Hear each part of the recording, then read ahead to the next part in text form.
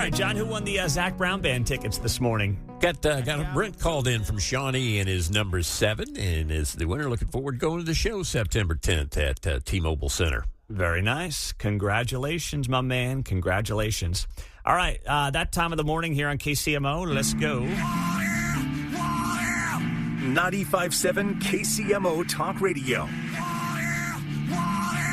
It's time for What If Wednesday. What if, instead of having you on this radio station, there was somebody else?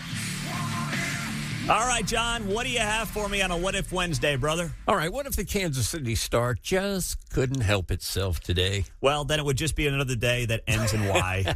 That's what it would be, okay? Maybe I should have been more specific, huh? This is absurd. About Dolly, of course. The headline story here in the Kansas City Star this morning was titled, "Before her death, Dolly Parton thanked Swift Kelsey for book program donation." And you're thinking, well, what about that is political?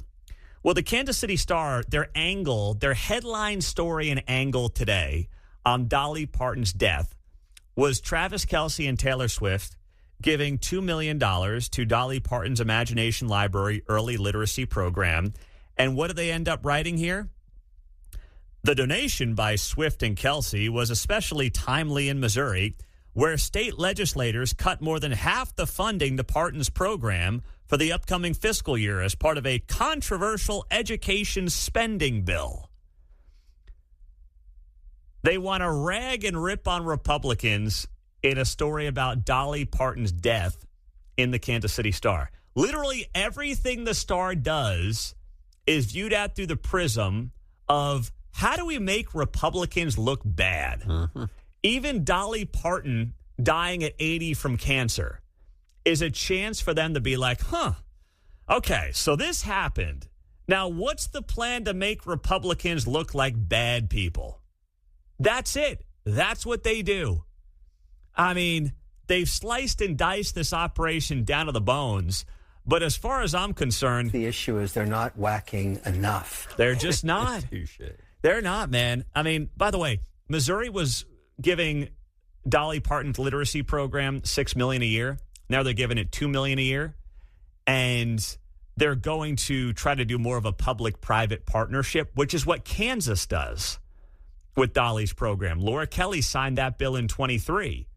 It's much more of we have a way to raise private dollars to fund this program instead of just cutting a check, which is what Missouri started doing in 23 under Mike Parson and finally scaled it back this year. They were one of only 11 states in the country that were fully funding this Dolly Parton literacy program in the state. Only 11 states did it. And Missouri, I think, finally wised up and said, hey, we'll kick in a couple mil, but we got to watch our wallet here. We can't do the full $6 million, raise a lot of it privately, help the kids read, but we can't foot the whole bill. That's responsible government. But in the eyes of the Kansas City Star, Dolly Parton drops dead, and their idea is, well, let's figure out how to make the Republicans in Jeff City look like fools. And that's what they did. John, what's next? What if D.E.I. is still being deployed at UMKC? Well, then the legislature in Jeff City better do something about that because they have a law in the book saying you can't do it. But as we learned this morning from one of our guests, Adam Gillette, president of Accuracy in Media, they went undercover at UMKC. And this interview is going to be up on the podcast after the show. So if you missed any of the show, all the interviews are broken out. Pete Mundo on Apple, Spotify, wherever you get your podcast, subscribe to it there. And you can hear how he talked about how they went undercover at UMKC, and they've been doing this around the country. And there were UMKC officials who were like, yeah, we're still doing DEI. We just call it something else. Programs.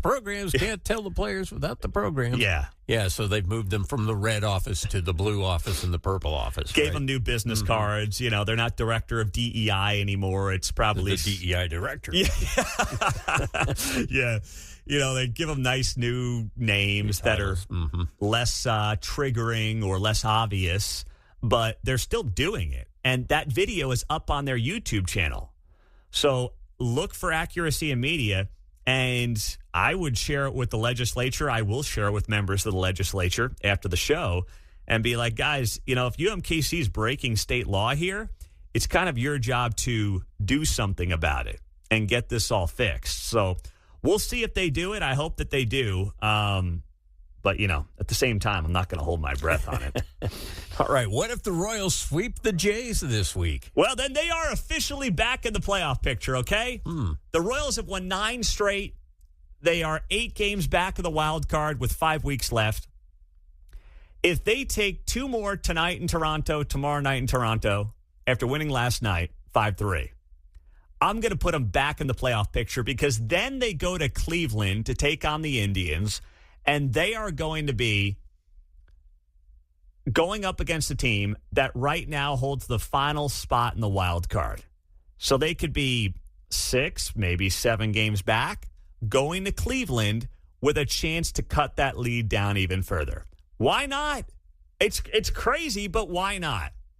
So I'm into it, man. I'm back in. I'm back on board. Mark's decked out in his Royals blue today.